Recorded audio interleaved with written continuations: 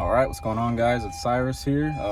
Please excuse the beep. I know it's probably going to get annoying, but I'm here to discuss a failed park range or park neutral switch or whatever you want to call it. It basically tells the car what gear you're in, right? You select reverse or drive or whatever. You see it pop up on the gauge. The car knows what gear you're in, and everything works normally, right? This is a very specific case, so first I want to touch on a couple telltales that I know of, at least in my experience when it comes to failed park range switches or failing or worn out park range switches. First thing is, you'll set your foot on the brake and you'll go to move it out of gear, and it either won't come out of gear or maybe it will, but you won't see it pop up on the gauge, and then maybe you'll get a transmission light on after that, or your check engine light will come on or something like that. That's usually a pretty good sign that you either have a failed switch or maybe a wiring issue. Or that could also be your shift cable that goes from your shifter out there to your selector shaft or something like that. Another thing would be when it's in gear, you can usually wiggle, maybe able to wiggle the shift knob, and you'll see on the gauge. In this case, it'll be like over there. You'll see it either disappear, whatever you have selected will disappear, or it'll jump to the next one. And that's not good, because if you're driving on the road and it moves slightly, now the car thinks it's in neutral or reverse or something. You'll probably get a light on the dash, maybe code set, and it'll just start acting weird most likely. So those are a couple things. So in this case, the customer's concern is, one, the key won't come out of the ignition switch, and two, the car won't start. Now, here, we can turn it and try to crank it. Nothing happens. Well, the battery's dead, but that's just because it's been on. But we cannot take it out. It just stays stuck in key position 1. Another thing to note, my foot pressing the brake pedal, I can't push the button in to shift it out of park. That's another one of the telltales.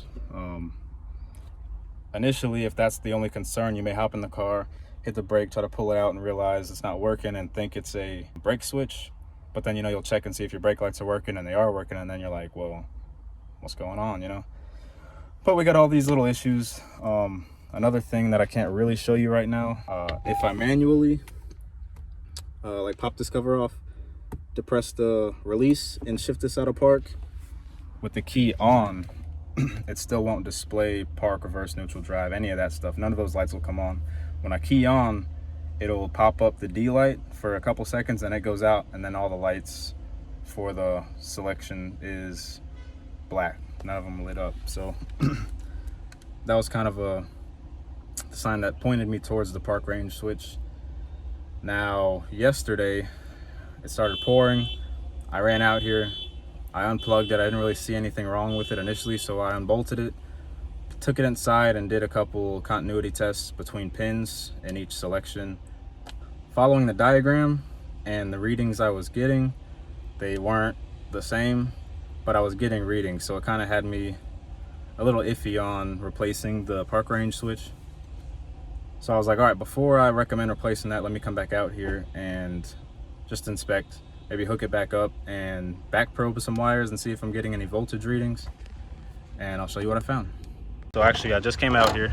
I was gonna hook this back up. This is the park range switch on this 15 Civic. It's located right here under this air duct. Yesterday, I just, unplugged it, moved it out the way, unbolted everything, took the locking pin out and all that stuff. I came back out today and look what I found.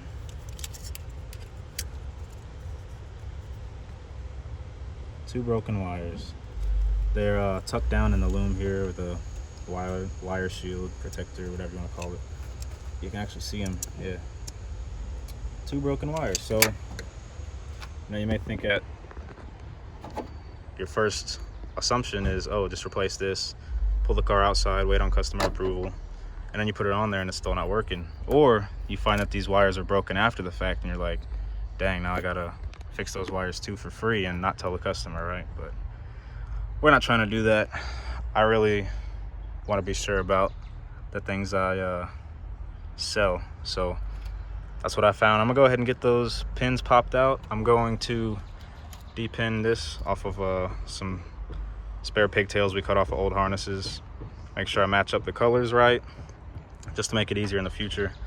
And then butt connect these to the original harness. And then it should be good. I'll hook it back up, I'll put this back in, button everything up. I got a jump box because it's dead. And then we'll see what happens. So I'll catch you guys in a minute after I'm done struggling with this for like an hour. All right, it's back in there.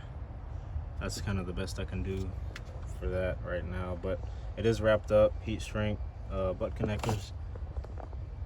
There's some electrical tape around the whole bottom half of it. But those are the old ones. I color matched them. Everything's back. I realigned this, made sure that was good. That's good.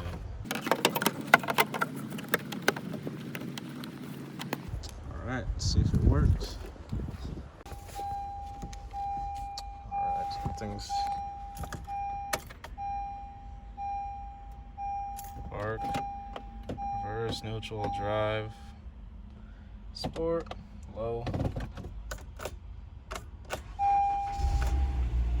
Sounds like I might need a starter too. Make sure the lights go out. It's kind of bright. Yeah.